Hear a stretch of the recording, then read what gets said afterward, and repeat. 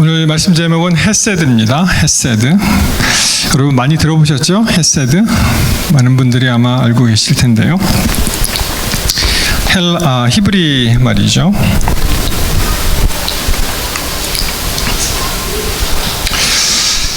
이 헤세드라는 말이 너무 좋아서 이제 사람 이름에도 하나 있습니다. 열왕기상 4장에 보면은 이제 이름이 벤 헤셋이라는 사람 이름이 나오는데, 여러분 우리 이름은 참 고유한 이름이죠. 자기의 아이덴티티를 가장 확실하게 나타내주는 이름이 그것이 이제 이름입니다. 왜냐하면은 만약 우리가 이름이 없다면 그 사람을 어떻게 설명하시겠어요? 굉장히 길어질 겁니다. 뭐 어디에 살고 뭐 어떻게 생겼으며 뭐 키는 얼마고 뭐 이렇게 굉장히 길어지는데, 사람 이름을 탁 얘기하면은 알잖아요. 근데 한국 이름은 성이 김이박최, 그게 이제 주요 성이잖아요. 그리고 이제 돌림자가 있습니다. 그래서 겹치는 이름이 굉장히 많아요, 사실. 그래서 예를 들어서 우리 교회도 이제 데이비드 킴이 있는데, 데이비드 킴 그러면은 위치 데이비드 그렇게 얘기합니다. 너무 많으니까. 이 이름에 얽힌 그런 이야기들이 많이 있는데요.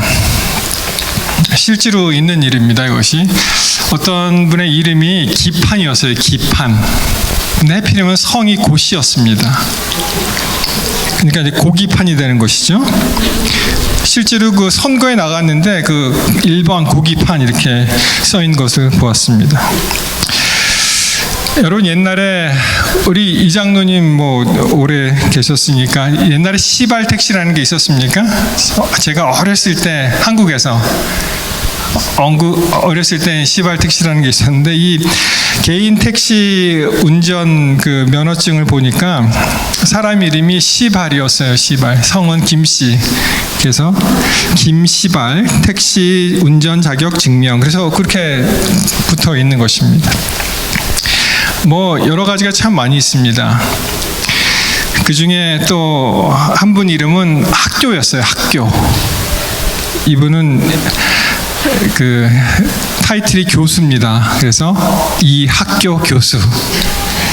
제대로 이제 이름을 지었죠. 정말 직업이 만일 교수라면 정말 교수님 성함 이학교 대단합니다. 이건 외국 사람이긴 한데 이름이요. 여러분 우리 한국 사람들도 이렇게 한국식으로는 괜찮은데 이제 영어식으로 하면은 굉장히 어색해지는 이름이 많이 있지 않습니까? 그렇죠?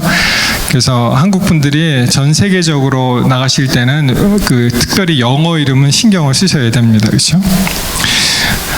죄송합니다만 제 동료 목사님 얘기를 잠깐 하면은 그분도 이제 성씨가 신이고요. 그 다음에 가운데자 성함이 병자를 썼어요.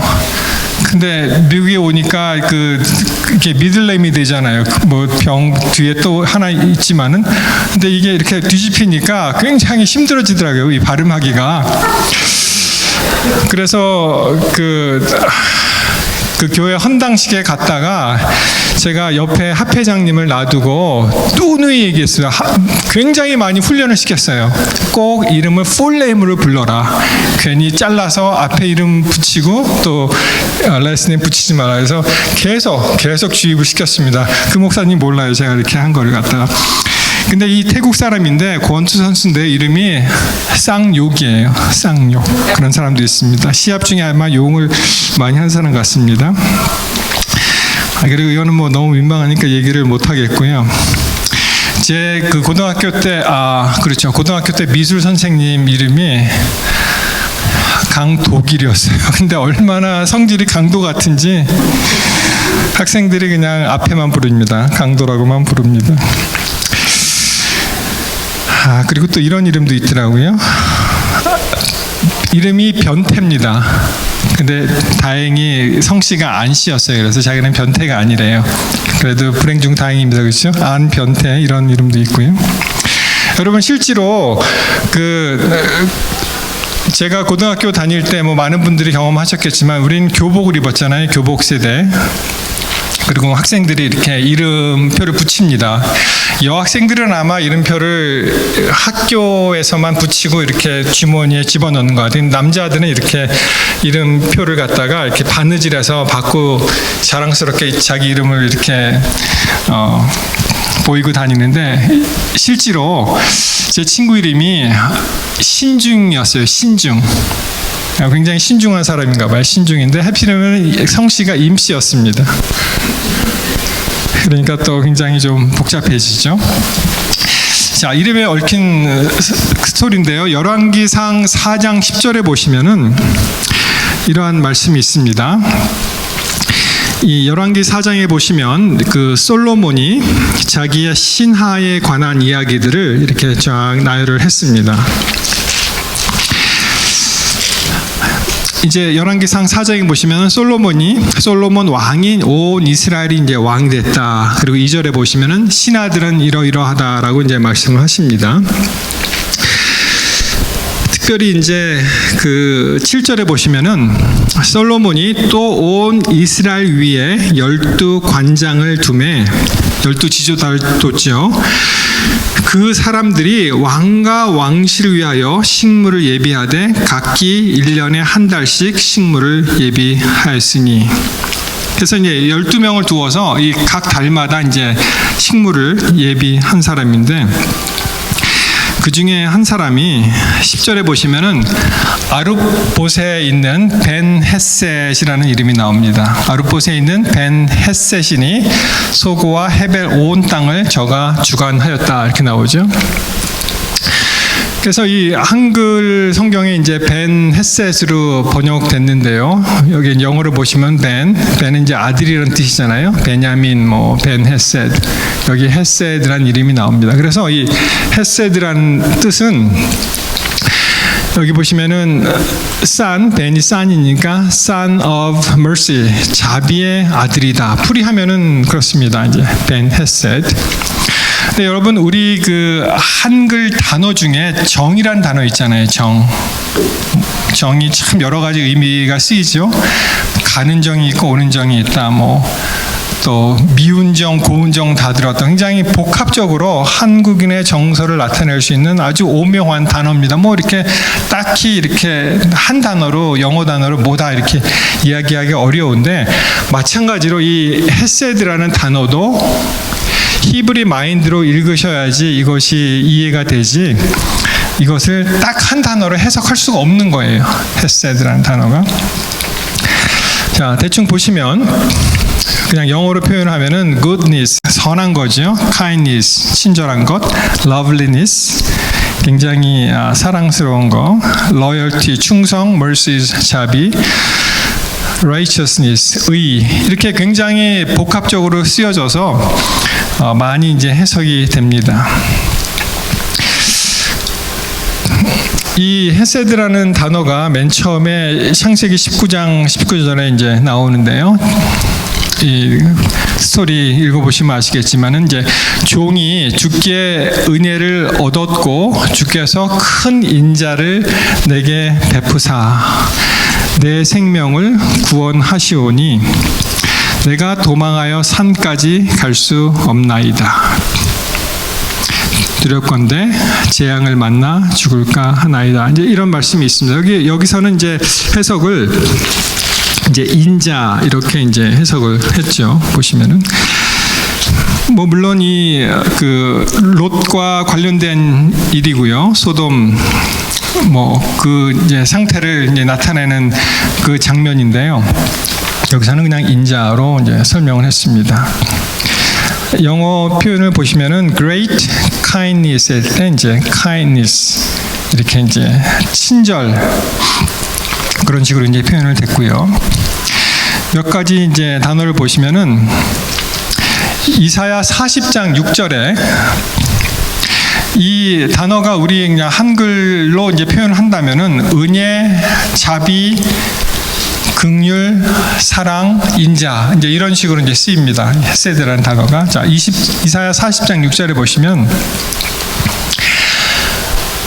말하는 자의 소리여 가로되 외치라 대답하되 내가 무엇이라 외치리이까. 가로되 모든 육체는 풀이요 그 모든 아름다움은 들의 꽃과 같다 할 때 이 아름다움을 헤세드라고 이제 표현을 합니다. 자, 출애굽기 34장 6절 보시면 너무 유명한 그 성경절이죠. 여호와께서 그의 앞으로 지나시며 반포하시되 여호와로라 여호와로라 자비롭고 은혜롭고 노하기를 더디하고 인자와 진실이 많은 하나님이로다. 그러니까 하나님의 어떠한 그 속성, 그 품성을 말씀을 할 때 자비롭고 은혜롭고 노하기를 더디하고 인자와 진실 다 포함해서 특별히 여기서는 그 헤세드라는 단어는 이제 인자라고 이제 표현을 했습니다. 자, 이 에스더에 나오는 말씀인데요. 여기 보시면 에스더 2장 9절 헤게가 이 처녀를 기뻐하여 은혜를 베풀어 몸을 정결케 할 물품과 일용품을 곧 주며 또 왕궁에서 의뢰이 주는 7 궁녀를 주고 에스더와 그 궁녀들을 후궁 아름다운 처소로 옮기더라. 자, 여기서는 무슨 단어로 쓰였을까요? 그 헤세드가 한번 추측해 보시겠습니까? 네, 우리 은혜라는 이름을 가지신 우리 집사님도 계신데 은혜를 베풀어 할 때 이 은혜가 바로 헤세드입니다. 그러니까 이 헤세드라는 단어 자체가 하나님과 하나님의 택한 백성 사이에 언약적으로 맺어진 그런 관계에서 하나님께서 무한히 베푸실 수 있는 모든 것을 은혜 헤세드라고 표현한다고 이해하시면 되겠습니다. 굉장히 좋죠, 헤세드라는 말이. 전에 어떤 목사님이 이제 영주권을 받으려고 그 종교 이민은 이 2단계입니다. 이게 I-360라 그래서 이제 종교 이민 승인을 받고 그다음에 마지막 단계 이제 I-485잖아요. 그 스테이러스 변경하는 거. 근데 이분이 너무 이상하게 일이 잘 안 풀리는 거예요, 말하자면은. 근데 그분의 그 별칭이 뭐냐면은 헤세드라고 지었어요. 헤세드. 하나님의 은혜를 간절히 구한다라는 의미에서 그분의 이름은 이제 헤세드라고 지은 것을 기억합니다. 여러분, 근데 여기에 반전이 있어요. 헤세드라는 단어에 대단한 반전이 하나 있습니다.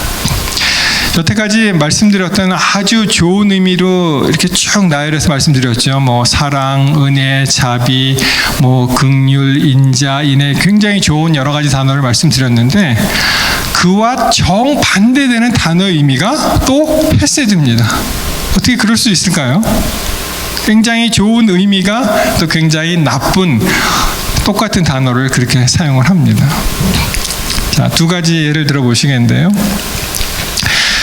레위기 20장 17절에 보시면은 이제 부끄러운 일을 기록을 했습니다. 성경은 굉장히 솔직한 책입니다. 그렇기 때문에 감추거나 숨기고 싶은 것을 이렇게 숨기거나 그러지 않고 다 이제 드러내서 말씀하시는데 이렇게 읽다 보시면 굉장히 민망한 굴절들이 만나기도 하죠. 여기 보시면은 그 누구든지 그 자매 곧 아비의 딸이나 어미의 딸을 취하여 그 여자의 하체를 보고 여자는 그 남자의 하체를 보면 그것이 무슨 일이라고요? 부끄러운 일이라. 부끄러운 일. 그 민족 앞에서 그들이 끊어질지니 그가 그 자매의 하체를 범하였은즉 그 죄를 당하리라.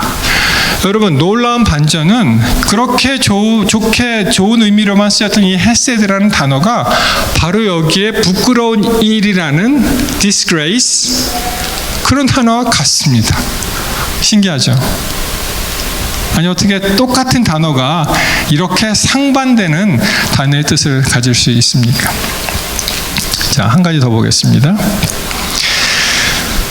잠언 14장 34절에 보시면은 의인은 righteousness, 의인은 나라로 영화롭게 하고 righteousness exalts a nation.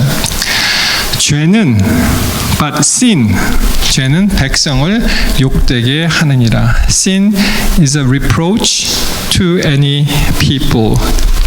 여기 이제 reproach, 그 NIV에 보시면 이거는 그 New King James 버전인데 NIV에 보시면 disgrace라는 말을 썼는데 여기 보면은 이제 욕되게 한다는 거, disgrace가 이것이 똑같이 헤세드라는 단어를 사용을 합니다.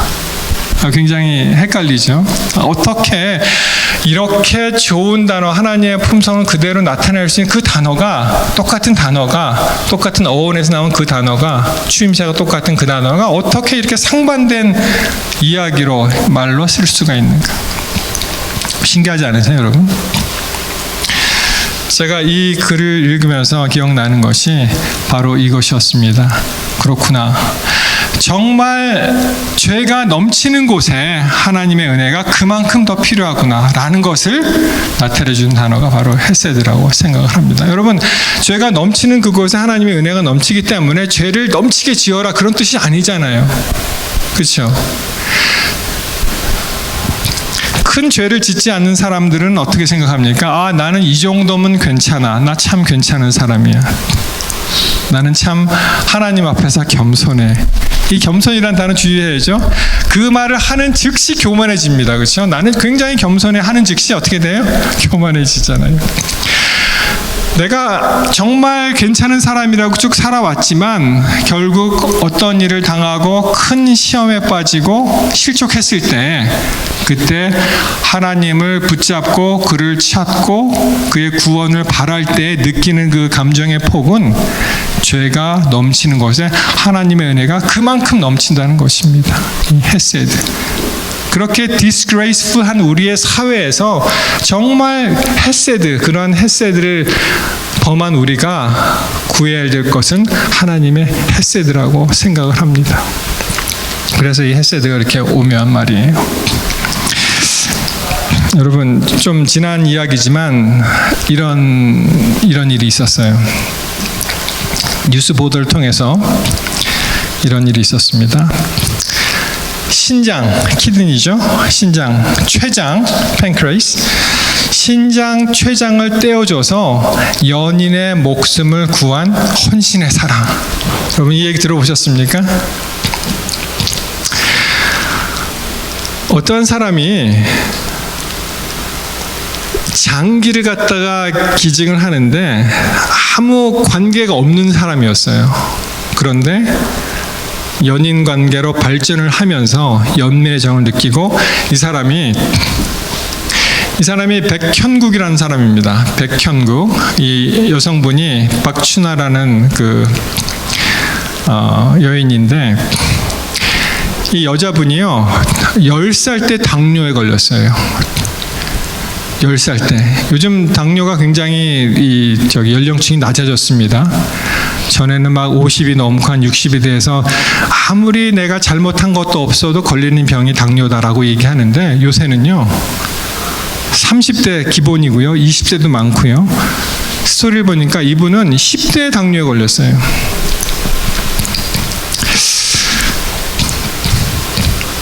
이 두 분이 당시에 한 32살이었고요. 이분은 46이었으니까 그러니까 한 14살 정도 차이가 났었는데 이 두 분이 여인이 경영하는 카페에서 만났습니다. 만나서 이제 이야기도 하고 이렇게 하는데 맨 처음에 이 남자가 보았을 때 아, 저 사람은 왜 이렇게 얼굴이 왜 이렇게 맨날 부어 있어?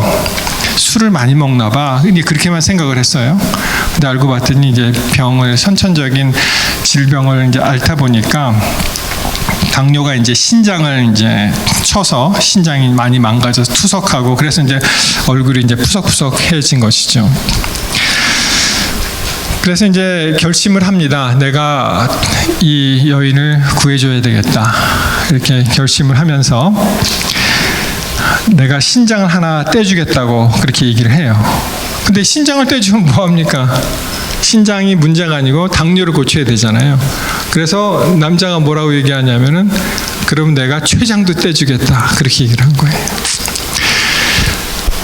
당시에 그 기술이 없었는데요. 기술이 없다가 그 살아있는 사람의 그 췌장을 이식하고 그런 게 이제 개발이 돼서 이분들이 가족 회의를 하고 누구의 장기를 기증할까 했는데 가장 잘 맞는 사람이 이 남자분의 장기였어요. 남자분이. 그래서 이 남자는요, 한쪽 콧구멍이 막혀 있어서 그거를 고치러 병원에도 안 가는 사람이에요. 병원이 너무 무서워서. 그리고 뭐 평생 병원을 안 다녔대요. 근데 사랑하는 여인을 위해서, 자기 생명처럼 아끼는 여인을 위해서 병원에 가서 5시간, 장기만 떼어내는데 5시간 시간이 걸렸고요. 그리고 수술 받고 나오니까 몸무게가 한 15kg가 줄어들었대요. 그 다음에 계속 이제 회복하고 있대 15kg가 줄어들었다고 합니다. 여자분에게 췌장을 이식하고 기적적으로 혈당이 정상으로 돌아왔고요.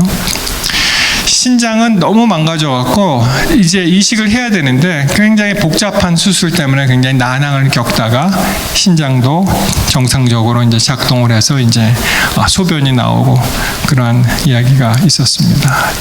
여러분, 아침에도 말씀을 드렸습니다만 우리가 두 가지 장기가 있는 게 있죠. 허파도 두 개가 있고요. 신장도 2개가 있고. 그러면 뭐 이렇게 좀 잘라서 주는 경우가 많이 있잖아요. 그렇지만 만약에 심장을 이식해야 된다면 심장은 하나밖에 없습니다. 그렇죠? 내가 저 사람에게 내 심장을 주고 싶다 그러면 나는 죽는 거예요. 저 사람을 살리기 위해서. 그래서 만약에 장기가 2개가 있다면은 그것도 힘든 일이지만 그 중에 하나는 포기할 수 있지만, 하나는 기여할 수 있지만, 하나는 공유할 수 있지만, 하나는 도네이션 할 수 있지만 심장은 안 되는 거예요. 이게 심장. 자기가 죽어야 되니까. 그런데 어떻게 됐습니까? 우리 예수님을 생각하니까 예수님은 어떻게 하셨어요? 우리를 살리시기 위해서 그분의 심장을 주신 겁니다. 그분이 죽으셔야지만 우리가 살 수 있기 때문에 그 일이 가능한 것입니다. 여러분, 이 스토리를 보면서 이 여자분의 식성이 바뀌었대요. 뭐 평소에 잘 먹지도 않는 빵과 떡과 과자를 이 남자가 좋아하는. 그래서 남자가 뭐라고 얘기하냐면은, 내가 이렇게 기증을 했으니까 기증을 하면 뭐해? 그거를 잘 갖고 와야지, 잘 관리해야지, 잘 써야지, 그렇게 얘기하는 거예요. 아담이 했던 경험을 이 남자는 아마 했다고 생각을 합니다. 그렇죠? 아담의 그 갈비뼈를 이제 그 여자가 이제 탄생되는 그 과정에서. 마찬가지로 예수님께서 우리를 살리시기 위해서 그분의 목숨을 버리셨지만 우리가 제대로 생활하지 않으면 그게 무슨 소용이 있겠어요? 우리가 거기에 합당한, 이 여자가 합당하게 그 장기를 관리하는 것처럼 우리도 합당하게 예수님 안에서 생활해야 되지 않겠습니까? 그래서 이 헤세드라는 그런 단어는요, 신명기 7장 12절에 보시면, 너희가 이 모든 법도를 듣고 지켜 행하면 내 하나님 여호와께서 내 열조에게 맹세하신 언약을 지켜 내게 인애를 베푸실 것이라. 그걸 받은 것으로 끝나는 것이 아니라 거기에 합당하게 우리가 생활해야 된다는 것입니다. 예수님의 그 보혈의 피가 그냥 헛것으로 돌리는 것이 아니라 그 엄청난 사랑과 은혜를 받았기 때문에 우리가 어떻게 해요?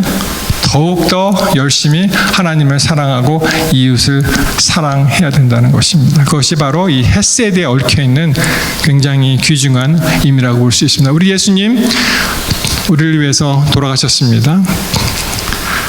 다시는 예수님을 십자가에 다시 못 박는 일이 우리로 하여금 일어나서는 안 되겠습니다. 그렇죠? 주님이 한 번 돌아가셨는데 그분을 또 십자가에 박을 수는 없잖아요. 이 언약의 관계에 있어서 우리가 날마다 말씀을 묵상하고 기도하고 또 주님의 말씀을 실천함으로 정말 하나님께서 예수님을 통해서 베풀어 주신 그 놀라운 사랑, 놀라운 은혜, 헤세드의 그 진정한 의미를 깨닫게 되시기를 이 시간 간절히 바랍니다. 여러분, 로마서 5장 7절 말씀이 그 말씀이잖아요. 의인을 위하여 죽는 자가 쉽지 않고 선인을 위하여 용감히 죽는 자가 혹 있거니와. 우리가 아직 죄인 되었을 때 그리스도께서 우리를 위하여 죽으심으로 하나님께서 우리에게 대한 자신의 사랑을 확증하셨느니라. 아니, 하나님께서 자신의 아들을 들여서 우리를 살리셨는데 더 이상 어떠한 징표가 필요합니까? 더 이상 어떠한 사랑이 필요합니까? 그분이 우리를 위해서 돌아가셨는데, 여러분, 이 사실 한 가지만 가지고 있다면 우리에게 오늘 부딪히는 그 작고 소소한 일들 있죠. 짜증나는 일들, 그거 다 넘어갈 수 있습니다. 왜냐하면 하나님께서 우리를 사랑하시는 그러한 놀라운 헤세드의 그 사랑, 은혜, 자비를 기억한다면 우리에게 소소하게 부딪히는 여러 가지 그 일들은 넉넉하게 우리가 주님의 사랑 안에서 이겨낼 수 있을 줄 믿습니다. 사랑하는 성도 여러분, 오늘 하루 우리가 열심히 살 수 있고 기쁘게 행복하게 살 수 있는 것은 바로 하나님께서 베풀어 주신 헤세드의 은혜의 사랑이라는 것을 기억하시고 정말 기쁘게 신앙 안에서 강건하시고 승리하는 매일의 삶을 살게 되시기를 간절히 바랍니다.